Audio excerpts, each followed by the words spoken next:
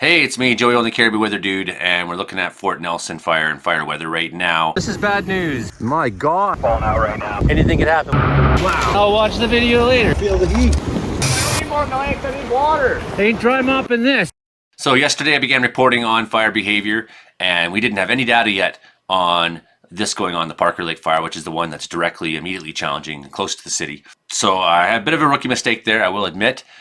That ArcGIS I was looking at doesn't get updated as fast as FIRMS does. I should have been using FIRMS all along, and I think for now on, I will just use FIRMS for now on as hotspot watching detecting tool that I'm going to use.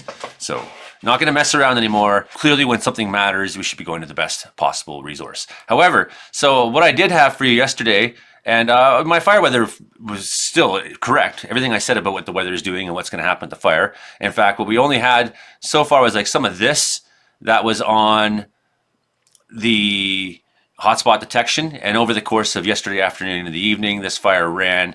And I would say easily, I mean, this distance from where she sort of stopped last night, we're talking 30 kilometers.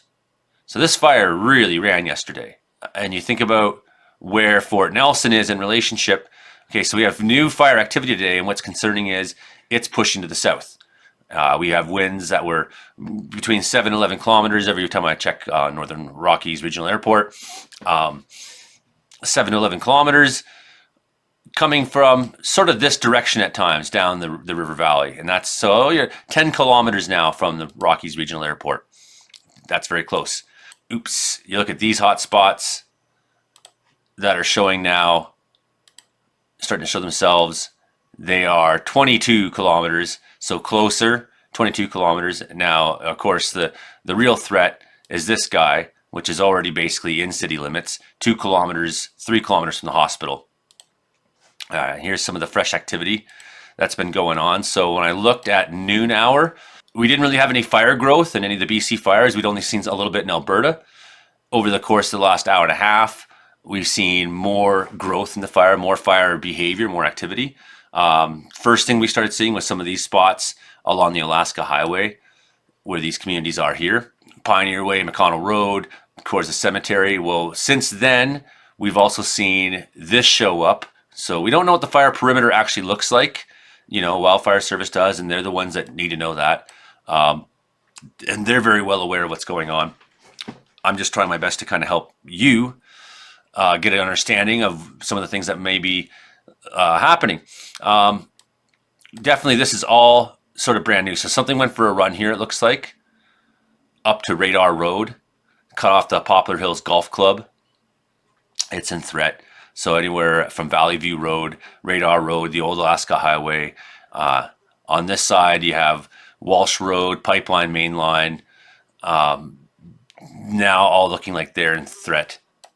And some fresh activity sort of further up the fire, out and towards the no more into the direction you want to see it go, but it is most unlikely to go because the wind never goes that way, basically, right? So, and we got fresh activity pushing south towards Muskwa River, and maybe towards the Prophet River. So, the winds right now are cooperating from keeping the fire going into Fort Nelson.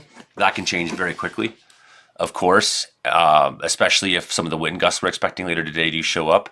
This concerning growth up here, we really have this sort of an image of, especially if this can push south, have this image that maybe in a day or so we're looking at fire kind of surrounding almost in every direction Fort Nelson, where 3,000 people plus live.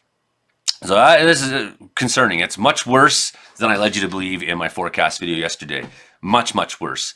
And I knew from reports and from people who were in the inside telling me things that it was much worse than I was leading you on to. I tend to be conservative and not alarming. What I'm trying to do is prepare you for some of the ideas of what we could be looking at, some of the ideas of what could happen. I'm trying to prepare you for that idea. I don't always have all the best knowledge. Always make sure that you're listening to government sources and what they're saying, what they're telling you. Don't look to people like me for evacuation information. you have to go to the government sources itself. So this is really concerning in Fort McMurray today.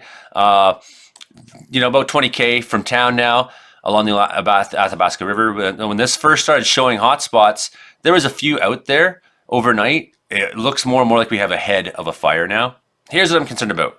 Possible 18 degrees this afternoon. Currently, there's winds at 7 kilometers an hour. They're seemingly in one sector pushing towards town, but another sector kind of pushing away a little bit. So that's positive. Reported temperature 15 degrees right now in Fort Nelson. I wonder what we have for... So look at that. That's very low humidity, 18%. So we're at crossover. Weather is coming.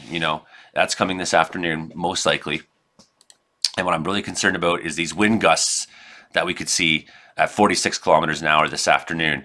And if we kind of make it through that, it's the next round of wind gusts that show up on Sunday evening as that low pressure system really starts to move through. It's got the back of the low pressure system here.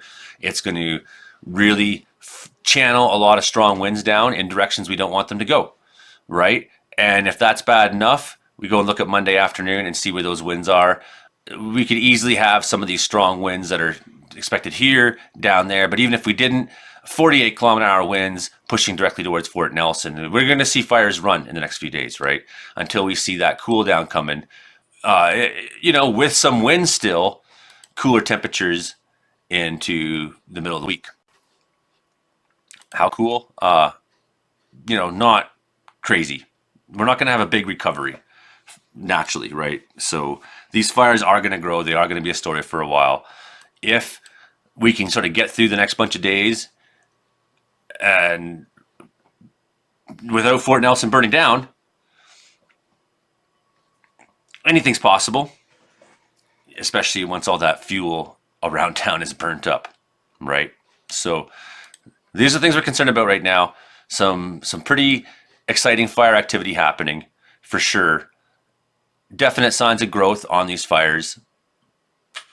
Definite signs of growth in some ways, the ways we don't want them to go, in some ways, the ways we want them. That's how it's going to be. How it's going to be for sure. You got to make the best of any situation you're given, but the fire is never going to cooperate either. So that's the way it is. On a footnote, for southern BC on Sunday afternoon, we have the potential. Now, every time I looked at the models lately, it would change depending. It wouldn't matter if I was on windy looking at them or on, other weather system reporting systems. They would show, at first it showed thunderstorms on Monday in Wells, and then it showed Monday down south. But now we got pretty clear consensus because Sunday afternoon is only 24 hours away, and we got 26 degree temperatures or hotter in Kamloops. Strong thunderstorms. I would say strong thunderstorms. There's going to be a little bit of potential for them to have some severe-ish behavior. Maybe nothing extreme. But here's our concern for fire starts is sort of a good thunderstorm outbreak into the southern interior. We do have some days of cooler weather, maybe a little more lightning still on Monday afternoon, particularly in the Kootenays and whatnot as well, right? So you're gonna have temperatures cool down for a few days, sorta, and then you might have some fires sort of skunking around out there, doing their thing until one of these days, warm weather comes back and they wake up. So far, looking like mostly cooler weather once the lows all pass through this week. And of course, they're going to create tremendous stories in the prairies. Anyways, that's the best I got for you right now. If I find more out today, I will do my best to update you some more. That's the situation in Fort Nelson right now. Good luck, everybody out there. We'll see you next time. Thanks. Bye.